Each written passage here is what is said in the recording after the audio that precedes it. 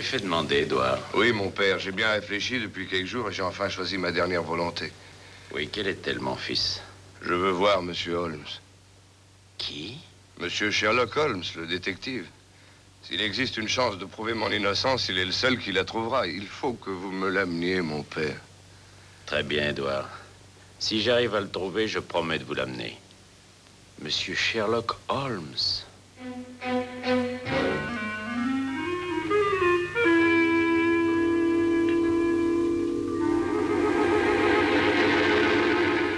Watson, je voudrais que vous m'aidiez dans une expérience assez peu courante.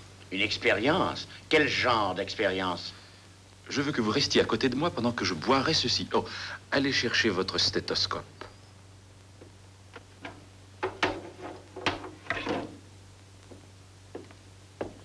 Dites donc, Holmes, est-ce que c'est du poison? Bien sûr que non. Vous ne croyez pas que je courrais un tel risque, voyons. Ah, êtes-vous prêt?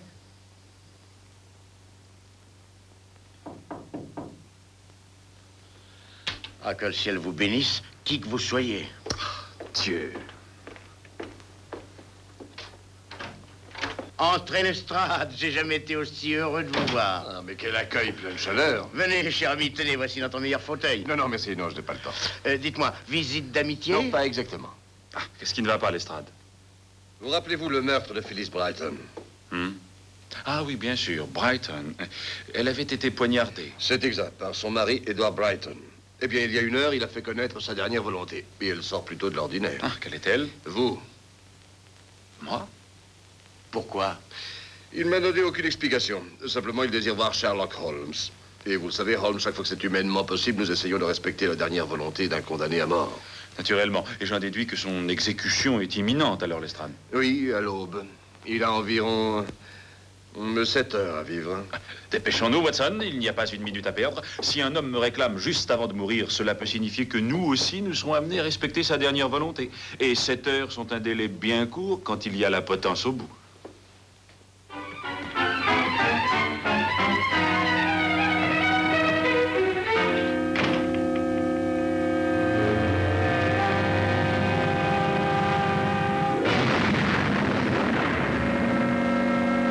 Soudain, ça m'est revenu, monsieur Holmes. J'étais couché, là, sur mon lit, et soudain, je me suis rappelé une chose qui s'est produite le soir du meurtre.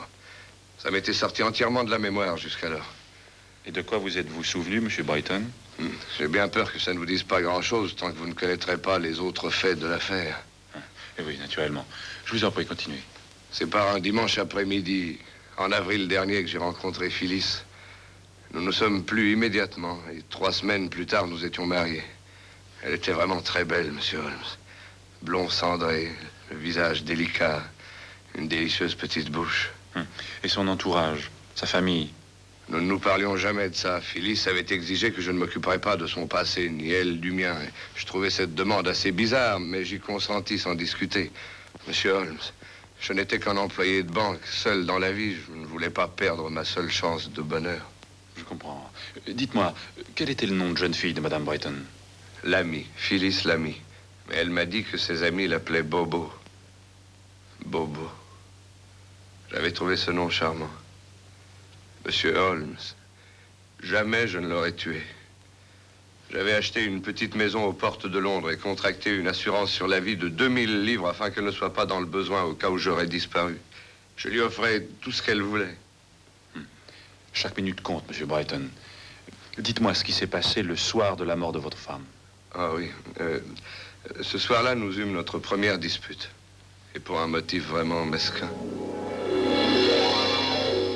Pardonne-moi, chérie, de te dire ça, mais tu ne crois pas que c'est un peu trop, quand même? Qu'est-ce qui est un peu trop? Mais tout ça... Aux réflexions faites, je crois que ça n'est pas assez. Vraiment, Phyllis, ça ne t'embellit pas. Non, pas du tout. Ça te fait ressembler à...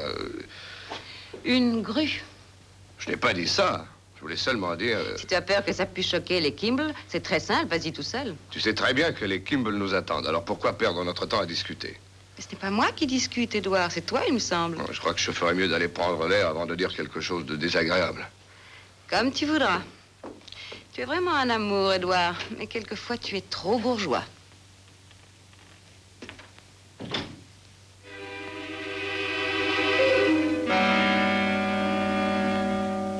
Il ne s'est rien passé de plus, monsieur Holmes.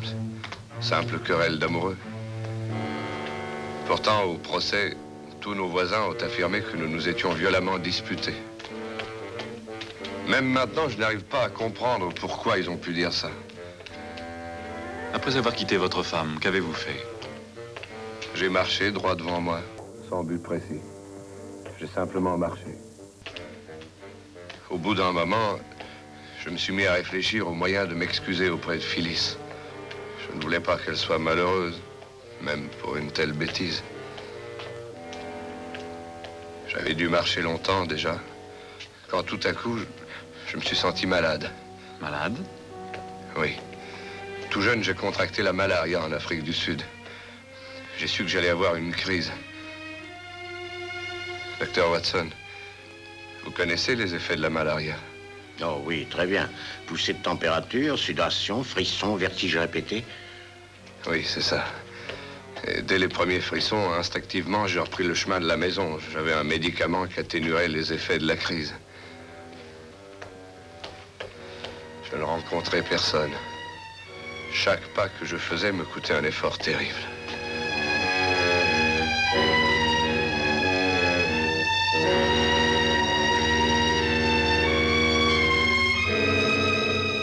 Je réussis à me traîner jusqu'à la maison. Je trébuchais à chaque pas. Et c'était là, par terre. Je savais que ça n'était pas à moi. Mais instinctivement, je le ramassais. C'est tout ce que je me rappelle. Quand je revins à moi, la maison était envahie par la police et Phyllis était morte. Cet objet qui était par terre, qu'est-ce que c'était? C'est ce qui me rend fou, monsieur. Je ne m'en souviens pas. Tout ce que je peux affirmer, c'est qu'il y avait quelque chose et que ça ne m'appartenait pas. Voyons, monsieur Brighton, n'avez-vous aucun souvenir de la forme de cet objet, de sa taille ou de sa couleur? Non, aucun. Je ne me rappelle que ce que je vous ai dit. Votre exposé a été lumineux. Bonne nuit, monsieur Brighton. Venez, Watson. Je sais bien que je ne vous ai pas donné grand-chose, monsieur Holmes. Pas même peut-être le petit détail sur lequel vous comptiez. Mais quel homme n'espérerait pas un miracle quand il n'a plus que quelques heures à passer sur cette terre?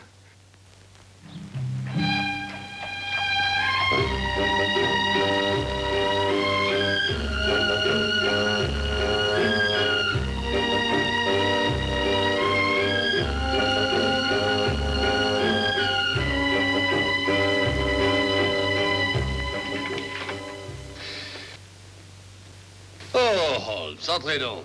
Que voulait Brighton? Lestrade, pourrais-je voir les objets qui ont été trouvés sur Edward Brighton quand on l'a arrêté? Oh, je vous ai dit, pourrais-je voir? Non, très bien. Wilkins a porté les affaires d'Edward Brighton. Je ne voudrais pas être pessimiste, Holmes, mais croyez-vous que le pauvre diable ait une chance? N'oubliez pas que tous les témoignages prouvent de façon absolue qu'il a eu une violente querelle avec sa femme, et puis il a dû la tuer dans une crise de rage. Ces petits employés à l'air timide sont les plus dangereux. Merci, Wilkins. Tout est là, Holmes. Absolument rien d'extraordinaire. Clés, portefeuille, mouchoirs, etc. Oui, comme Lestrade l'a dit, il n'y a que de banals objets personnels et c'est tout. Eh bien, je me demande où ça va nous conduire. Aux 14 places du Hanovre. Vous avez bien dit place du Hanovre. C'est l'adresse du marchand de tabac qui a préparé ce mélange. Oui, je peux voir que c'est son adresse, mais je ne vois pas le rapport. Et il est pourtant apparent, Watson. Brighton, dans sa cellule, fumait une espèce de tabac ordinaire et très bon marché. Mais ceci est un mélange préparé spécialement pour des connaisseurs ayant les moyens de se l'offrir. Burleg est l'élément de base, une touche de l'Attakea, additionnée de Virginie et de tabac d'Orient. Vous avez le sens olfactif vraiment développé. Mais qu'est-ce que ces histoires de fumeurs et de tabac ont à voir dans cette affaire? Beaucoup, probablement, Lestrade. À mon avis, Phyllis Brighton reçut un visiteur ce fameux soir pendant qu'Edward Brighton errait dans les rues. Et ceci est certainement ce qu'il a ramassé par terre à son retour. Le quelque chose qu'il ne peut se rappeler. Venez, Watson. L'odeur de ce tabac pourrait bien nous conduire au vrai meurtrier. Et nous n'avons pas une minute à perdre. Bonne nuit, inspecteur.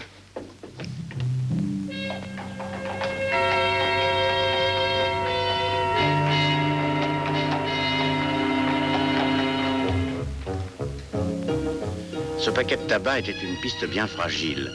Et c'était sans doute de la folie de la part de Holmes de vouloir la suivre.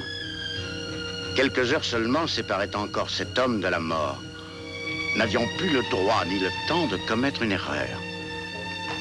Car une erreur maintenant, si petite soit-elle, devenait synonyme de désastre.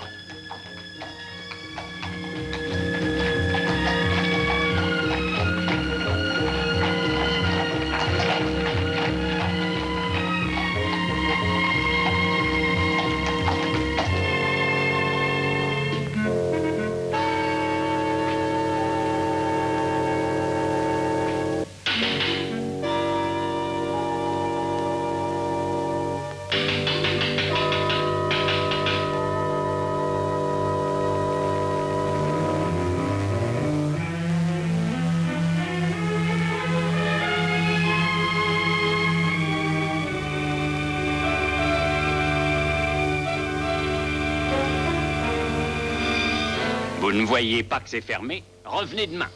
Demain, il sera trop tard. Nous devons vous voir maintenant. À propos de quoi? D'un meurtre. D'un meurtre? D'un meurtre.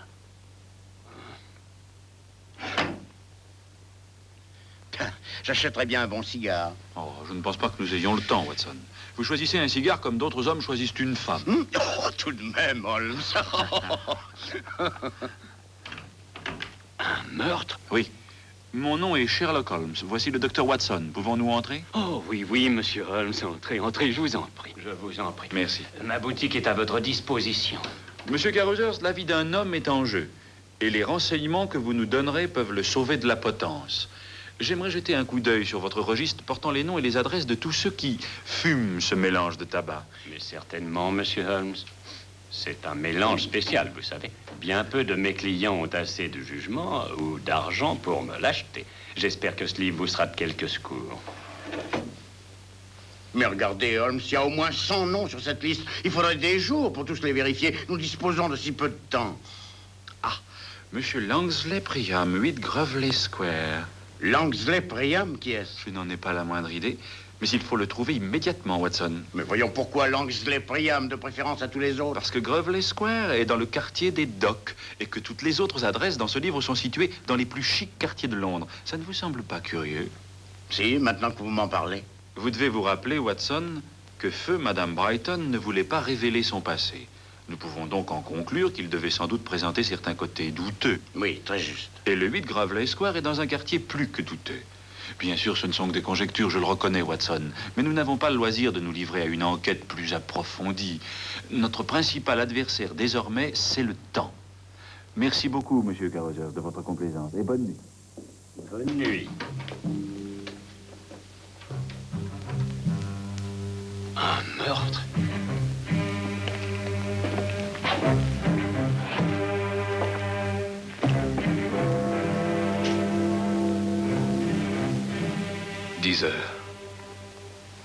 Plus que 6 heures.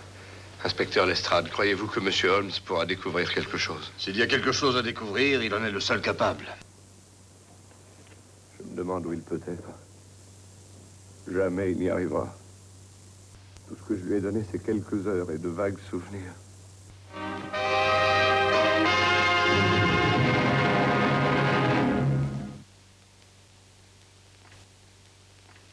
Voilà, c'était là qu'il couchait, monsieur Holmes. Il a filé il y a 15 jours, sans me payer son loyer, cette fripouille. A-t-il laissé une adresse ou faire suivre son courrier, Madame Chevet? Oh, vous pensez? Il a juste laissé un mot disant qu'il devait partir, qu'il avait trouvé du travail. Dites-moi, Madame Chevet, quel genre d'homme était-ce? Enfin, je veux dire, de quoi a-t-il l'air? Il était grand et le genre d'homme qui plaît aux femmes. Bien que c'était pas mon type. Qu'est-ce que vous lui voulez? Il a encore fait des bêtises, hein? Nous ne le savons pas encore. Vous n'êtes pas venu lui remettre les 2000 livres? Quels 2000 livres? Depuis quelque temps, il se vantait à qui voulait l'entendre qu'il allait toucher 2000 livres. Il m'a pas payé mon loyer. Merci beaucoup, Madame Chevet. Merci 1000 fois. Si vous le voyez, dites-lui qu'il n'oublie pas de m'envoyer l'argent. Maintenant, tout le monde paiera d'avance. Eh bien, Watson, c'est un maillon de plus dans cette étrange chaîne de faits. Quelle heure est-il maintenant? Il va être 10 heures. Ah, nous avons juste le temps d'aller au théâtre. Au théâtre? Oui, il ne faut pas manquer le dernier acte. Écoutez, Holmes, n'allez pas faire ça. Aller au théâtre dans un moment comme celui-ci.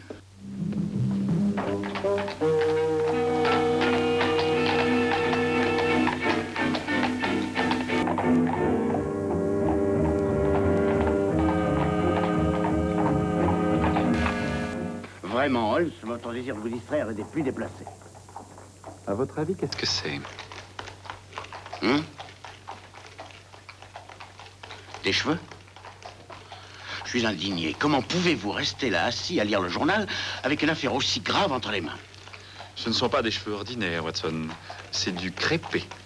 On l'emploie pour faire les fausses moustaches. Oh, sottise. Si un homme veut une moustache, il se la laisse pousser comme tout le monde. Mais Watson, les acteurs, souvent, ont besoin d'avoir de fausses barbes ou moustaches. Acteur? Alors, c'est un acteur que nous cherchons? Je pense que oui. Et depuis que j'ai découvert ça chez Monsieur Priam, dans un tiroir de sa table. Je vois. Mais même si c'est vrai, comment savoir dans quel théâtre il peut jouer? Il doit y avoir au moins 200 pièces présentées actuellement à Londres. Et c'est précisément pourquoi j'ai lu la page des théâtres dans le journal et j'ai remarqué qu'une seule pièce a débuté à l'époque où notre monsieur Priam est soudain parti de la pension de famille de Madame Chevet. J'espère que vous aimez Shakespeare, Watson.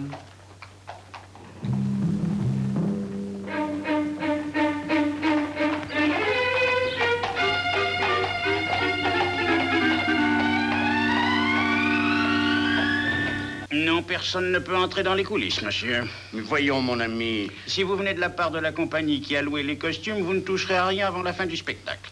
Monsieur Petitpied a dit qu'il pourra vous payer vers la fin de la semaine. Je ne viens pas du tout pour les costumes. Je suis ici pour une affaire beaucoup plus importante et dans laquelle chaque minute compte. Monsieur Petitpied a dit... Écoutez, le monsieur qui est ici était Sherlock Holmes. Sherlock Holmes? Le détective? Oui. Et chèque et mat.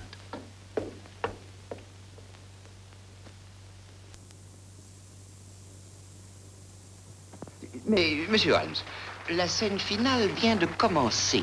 Je ne peux pas baisser le rideau avant qu'elle soit terminée. Et comment savez-vous que Priam est l'homme que vous recherchez? Non, je suis désolé, mais vous attendrez jusqu'à la fin de la pièce. La représentation doit aller jusqu'au bout. Cher monsieur, la vie d'un homme est en jeu. Malgré tout le respect dû au barde, je vais être obligé de baisser le rideau moi-même. Holmes! Holmes, où êtes-vous? Oh! J'ai failli me rompre le cou pour vous trouver. Watson, voici monsieur Petit Doigt. Petit pied. Pied. Petit pied. Pied. Ah, je vous demande pardon, monsieur Petit Pied. Mon ami associé, le docteur Watson. Comment allez-vous? Très bien, et vous? Chut. Monsieur Petit Pied refuse de faire baisser le rideau, Watson. Oh, absolument. Les traditions de ce théâtre ne le permettent pas. Et maintenant, je vous demande, messieurs, de partir. De partir? Oh, monsieur, allez-vous-en. Ah, très bien. Partons, Watson. C'est bien la cause. Oui, c'est la cause, ô mon âme. Permettez que je vous la cache à vous, chastes étoiles. C'est bien la cause. Pourtant, je ne veux pas répandre son sang, ni faire de cicatrices à cette peau plus blanche que la neige, et aussi lisse que l'albâtre des tombeaux. Pourtant, il faut qu'elle meure, ou alors elle en trahirait d'autres.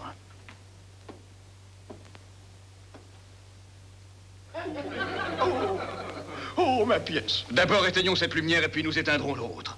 Si je t'éteins, toi, ministre de la lumière, je pourrais ressusciter ta première clarté. Pour peu que je me ravise. Mais la tienne, une fois éteinte.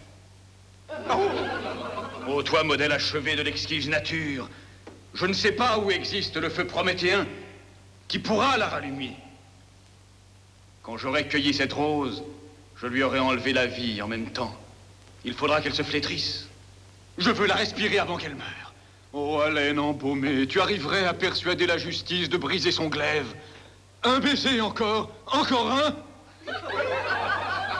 Reste ainsi quand tu seras morte, car je vais te tuer. Mais qu'avez-vous fait? Mais qu'avez-vous fait? Vite, conduisez-nous à la loge de Bien Priam. entendu, je me moque de ce qui pourrait arriver. Je suis ruiné. Je vais être la risée de tout le théâtre. Des détectives dans Shakespeare. Cette douleur-là tient du ciel. Elle châtie qui elle aime.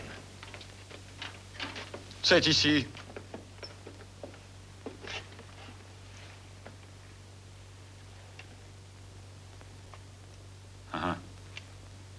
Maintenant, le dernier fil est tissé, Watson. Ou devrais-je dire plutôt que chaque cheveu est enfin à sa place? Ils correspondent? Parfaitement. Mais Que se passe-t-il? Quelle folie encore allez-vous commettre? Monsieur Petitpied, vous pouvez nous être très utile dans un drame bien plus grave que celui qui se joue sur votre scène. En fait, vous pouvez sauver la vie à un homme. Vraiment? Oui, vraiment. Alors écoutez attentivement. Dès que ce Priam entrera ici... Quelle heure est-il maintenant, inspecteur? Minuit moins 20. C'est curieux. Chaque minute semble durer 1 heure. Et chaque heure durer 1 minute. Il reste encore du temps. Non. J'ai bien peur qu'il soit trop tard. On vous appelle au téléphone, inspecteur Lestrade. C'est très important, monsieur. Merci, j'y vais.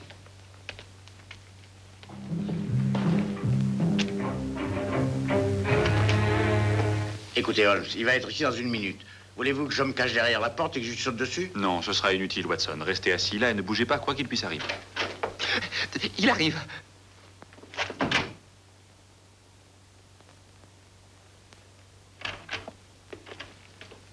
Vous?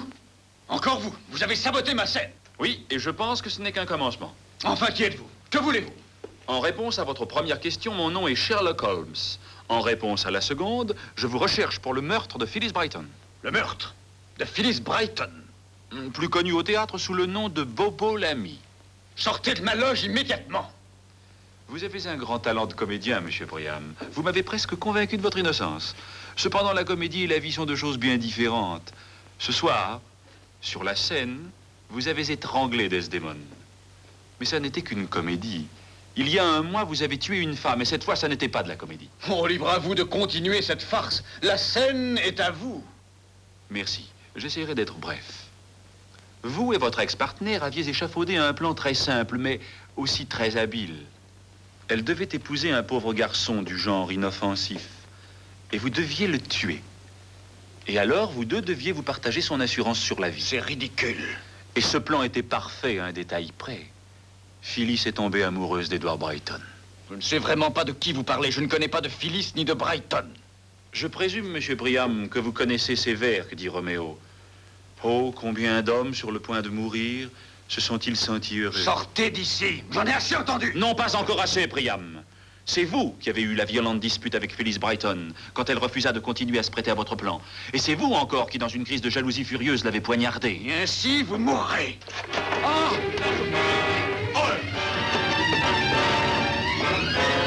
Lâchez-moi! Lâchez-moi! Je suis venu dès que j'ai eu votre coup de téléphone, Holmes. Qu'est-ce qui se passe au juste ici? Et qui est-il? Je n'ai pas le temps de vous l'expliquer, Lestrade. Je veux que vous arrêtiez cet homme et demandiez de surseoir à l'exécution de Brighton. Je serai en mesure de prouver dès demain matin que Brighton est innocent et que cet homme est le coupable. Très bien, Holmes. Votre parole me suffira. Je vous demande de nous suivre, monsieur.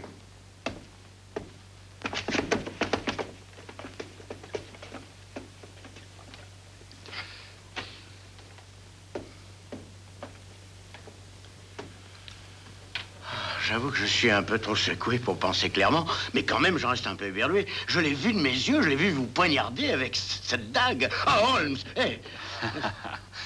Watson, si les acteurs avaient le droit d'utiliser de vraies armes en scène, la mortalité risquerait de devenir fantastique. Observez comment la lame disparaît dans le manche. Ah, c'est ça.